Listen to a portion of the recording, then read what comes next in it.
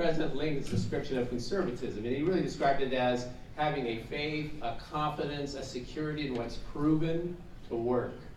What's proven to work over time. Not that we're unwilling to change, but we don't change for fashion's sake. We change because it's really better.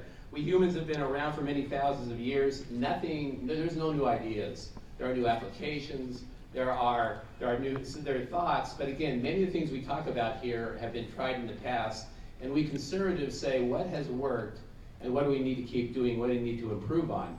The positive conservative agenda centers around three main aspects. First, the strength of the family. We have a strong belief in the traditional family. We accept other forms of families, but we believe in the traditional family, the support of that.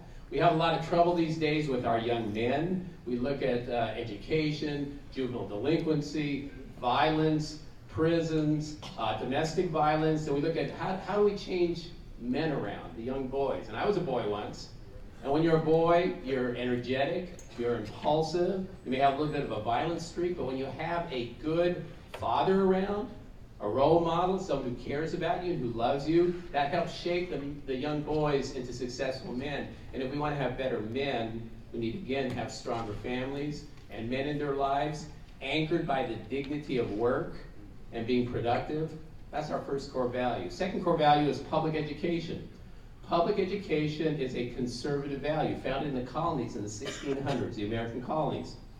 And we believe strongly in great education and training for our children, adequate resources, but when the one-size-fits-all educational system fails our children, we're willing to look in other directions. The educational system is not about the teachers and not about the administrators. It's about the students and their families. And when the one-size-fits-all educational system doesn't work, we're into charters, we're into academies, and we're even into vouchers. Because the children cannot suffer decade after decade with failing schools. So we are the party of excellent education. And finally, we're the party of excellent economics and business.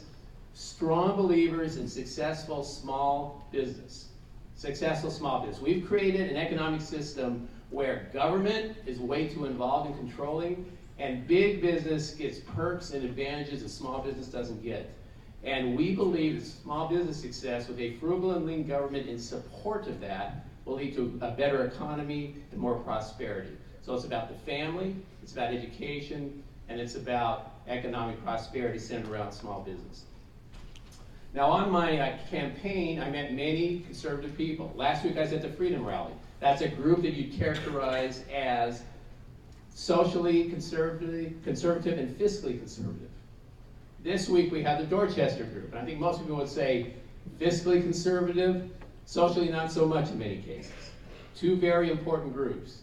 They need to vote Republican. They need to vote the Conservative Party.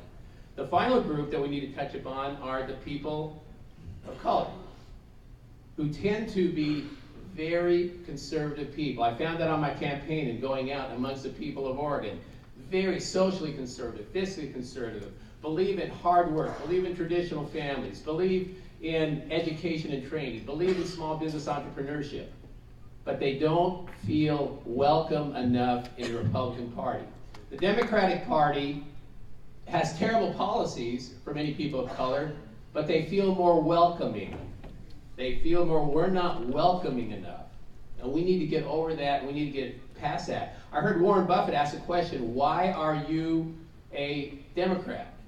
And he said, well, the Democratic Party is a little better than the Republican Party on welcoming people of color. That's actually what he said.